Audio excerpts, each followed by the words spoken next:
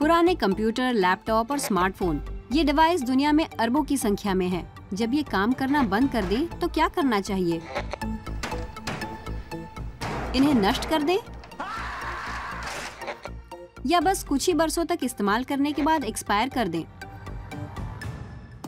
यहाँ इसी समस्या का हल निकाला जा रहा है, जिसे कहते हैं अपसाइक्लिंग।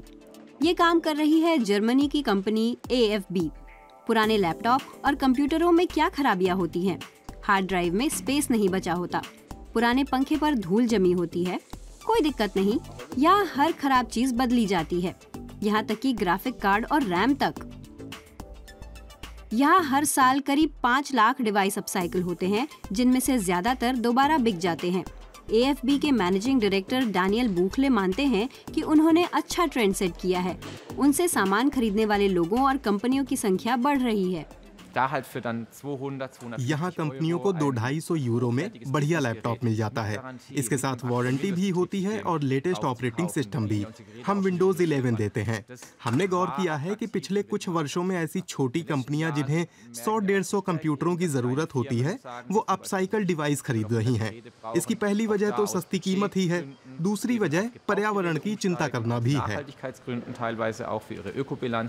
दिलचस्प बात यह है कि नए पुर्जे लगाकर किसी डिवाइस को पहले से बेहतर भी बनाया जा सकता है।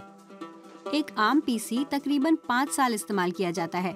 इसे बनाने में करीब 982 किलोवाट आवर्स बिजली की खपत होती है। अपसाइक्लिंग से डिवाइस की उम्र 4.5 साल तक बढ़ जाती है। वहीं अपसाइक्लिंग में इसके उत्पादन की तुलना में महज 2% यानी 9 किलोवाट आवर्स बिजली लगी। कार्बन उत्सर्जन भी काफी कम हुआ। अपसाइक्लिंग के बाद डिवाइस अपनी असल कीमत से आधे से लेकर 75% दाम तक बिक जाती है। यूरोप में कंप्यूटर बेचने वाली दिग्गज कंपनी CHG भी अपसाइक्लिंग के कारोबार में हाथ आजमा रही है।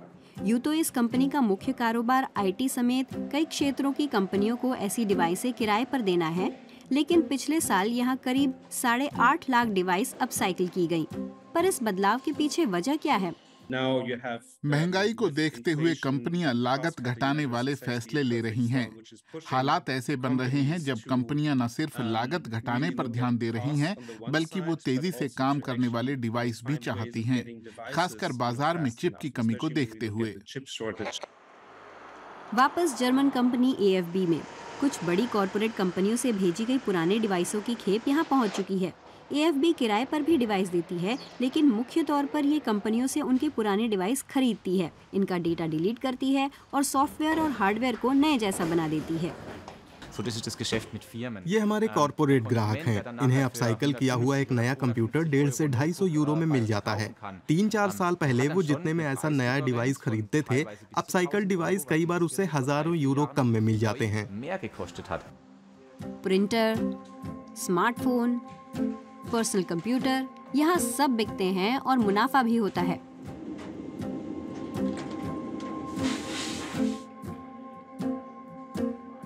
रिसाइकल किए गए कुछ पुर्जे दोबारा भी काम आ जाते हैं।